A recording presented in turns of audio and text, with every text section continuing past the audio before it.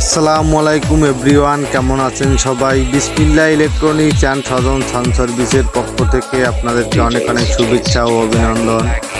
তো এভরিওয়ান, আজকে আপনাদের সামনে নতুন আবার একটা ভিডিও নিয়ে উপস্থিত হয়েছি। তো আজকের ভিডিওতে আপনাদেরকে দেখাবো বিআরবি 16 গাটের সিলিং ফ্যান কিভাবে হাতে কয়েল বাদাই করা হয় এবং কত নাম্বার তার ব্যবহার করা হয় এবং কত প্যাচ তার দিয়ে কয়েলটা বাদাই করলে তো কয়েলটা স্থায়ী এবং দীর্ঘমেয়াদী হবে।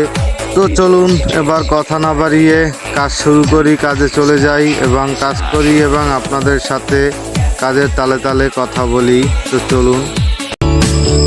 তো এভরিওয়ান, আমার হাতে একটি আপনারা 16 গাটের বিআরবি সিলিং ফ্যানের কোর দেখতে পাইতেছেন। তো আমি কোরটাকে পরিষ্কার করে নিচ্ছি। আর আপনার সিলিং ফ্যান বাদাই করার নিয়ম আছে। প্রতিটা সিলিং ফ্যান আপনারা যখন কয়েল কাটবেন তো তখন গুনে নিবেন রানিং সাইডে স্টার্টিং সাইডে কত প্যাচ দেওয়া আছে। আর আমি এখানে 34 নাম্বার তার নিয়েছি 350 গ্রাম, কোম্পানি দিয়েছে 325 গ্রাম, আর আমার হাতে পেঁচাবো একটু বেশি লাগবে তাই। আর আপনারা একটি কাঠের খরমা বানিয়ে নেবেন যাতে কাঠের খরমার ভিতরে আর্মেচারটা রেখে সুন্দরভাবে তার পেঁচানো যায়। তো এবার আমি আপনার ফাইবার আগেই কেটে নিয়েছি। তো প্রতিটা সাইডে আমি প্রতিটা গাটে ফাইবার ঢুকিয়ে নিচ্ছি। আর আপনার আগে আমাদের স্টার্টিং সাইড করতে হবে। তো আমি স্টার্টিং সাইডে পেপার ঢুকিয়ে নিয়েছি। তো প্রতিটা ঘাটে আপনার এখন যেহেতু আমি আগে স্টার্টিং সাইড করতেছি, স্টার্টিং সাইডে আমি প্যাচ দেব 330 প্যাচ। এখানে কোম্পানিও 330 প্যাচ দিয়েছে আর আমি রানিং সাইডে দেব 320 প্যাচ। আর আপনার কয়েল বাদাই করার নিয়ম হচ্ছে আপনার এটা আমি চেইন কয়েল বাদাই করতেছি, তো যার কারণে এক গাঁট আপনার ডাইনে পেঁচাতে হবে আবার এক গাঁট আপনার বামে পেঁচাতে হবে।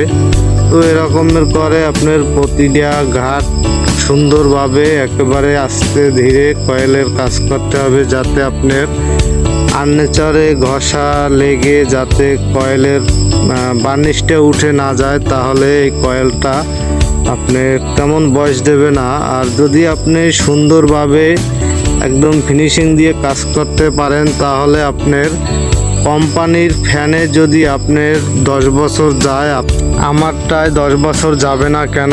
আমি তো কোম্পানির থেকে তার আরও বেশি দিয়েছি, বা আমারটা টিকবে না কেন? তো এখানে আপনার কোম্পানি যেহেতু সেম আপনার কোম্পানির নিয়মে আমি কাজ করতেছি, হয়তো বা তার একটু বেশি নিয়েছি। তো আমার এখানে সার্ভিস আরও তাদের চাইতে বেশি ভালো হওয়া দরকার, আশা করি ইনশাল্লাহ বেশি হবে। আর আপনার কাজের যে কোনো কাজই করবেন আপনার সুন্দর ফিনিশিং রাখতে হবে। তো আপনার কাজের ফিনিশিং ভালো হলে আপনার মালে এমনি সার্ভিস ভালো দিবে। এই যে আমি হাতে পেঁচাইতেছি, তো আপনারা পুরো কয়েলটা পেঁচাবার পরে আপনাদেরকে আমি দেখাবো। তো আপনারা দেখে বলতেই পারবেন না যে এই কয়েলটা হাতে পেঁচানো হয়েছে।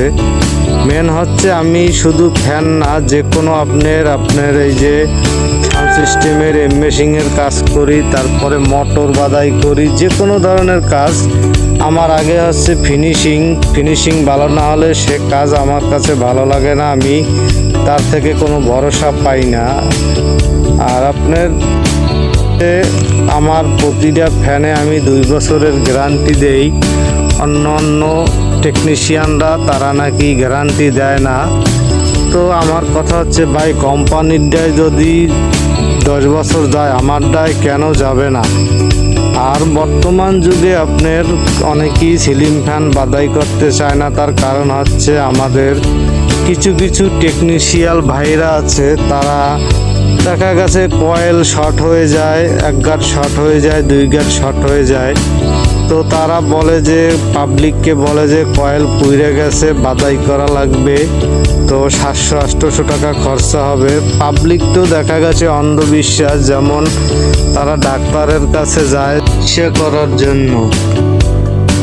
আপনার বাঁচতে হলে ওষুধ খেতেই হবে, আর যদি ওষুধ না খান আপনি মারা যাবেন। এখন বাট তারা পাবলিক হচ্ছে অন্ধবিশ্বাসী যে যদি আমাদের ফ্যান চালাতে হয় কয়েল অবশ্যই বাদাই করতে হবে। তো 700-800 টাকা খেয়ে সীমিত একটু কাজ করে পাবলিককে ধোঁকা দেয়। তো যার কারণে আপনার কিছুদিন পরে ওই কয়েলটা যদি পুড়ে যায় তখন যদি তারা আবার অন্য কোনো টেকনিশিয়ানের কাছে নিয়ে যায় তখন বলে তারা যে কয়েলটা পুড়ে গেছে, এই সেই বিভিন্ন রকমের তাদেরকে অন্ধবিশ্বাসে তারা ধোঁকা দেয়। তো দেখুন এখানে আমার স্টার্টিং সাইড পেঁচানো হয়ে গেছে, কাজের ফিনিশিং দেখুন।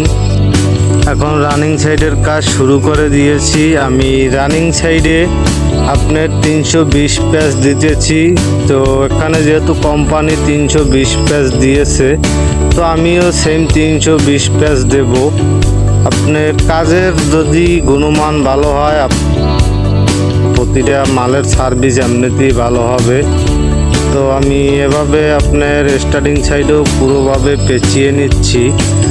তো একটা কয়েল আমি দেখা গেছে আপনার বাদাই করি 1500 টাকা নেই, আর অন্যান্য আপনার দেখা গেছে যারা মেশিন দিয়ে বাদাই করে তারা আরও কমে নেয়, তারা 1200-1300 টাকার মতন নেয়। তারা কম নিয়ে পারে কেননা তাদের একটা মেশিনে কয়েল পেঁচাতে হাইয়েস্ট টাইম লাগবে 1 ঘন্টা।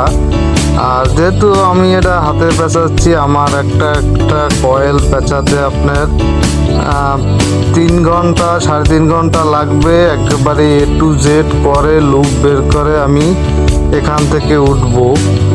প্রতিটা কাস্টমারই বলে যে ভাই এত টাকা দিয়ে একটা কয়েল বাদাই করা হবে, তাহলে আমরা তো আর কিছু টাকা পুরোলে একটা নতুন ফ্যানই কিনতে পারি। তো এখানে এত টাকা দামের এগুলো কি পাবলিক খাবে?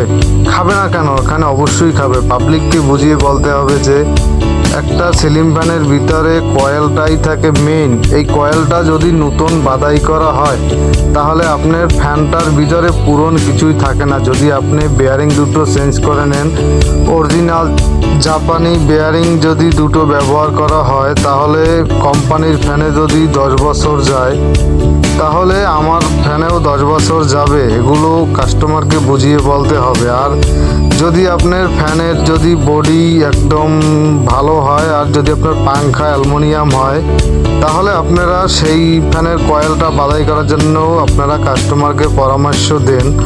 আর নয়তো যদি আপনার অন্য পাংখা থাকে নর্মাল কিছুদিন পরে নষ্ট হয়ে যাবে, সেক্ষেত্রে ওই ফ্যানটা আমার আক্ষেপ বাদাই না করাই ভালো। কেননা পরে আবার একটা ফ্যানের পাংখা অন্যটায় মিলাতে খুবই একটা কষ্টকর হয়, প্যারাদায়ক হয়। তো সেই খরচায় আপনার কাস্টমার যেতে চায় না। তো যাই হোক, রানিং সাইডেরও কয়েল পেঁচানো শেষ, প্রায় শেষের দিকে।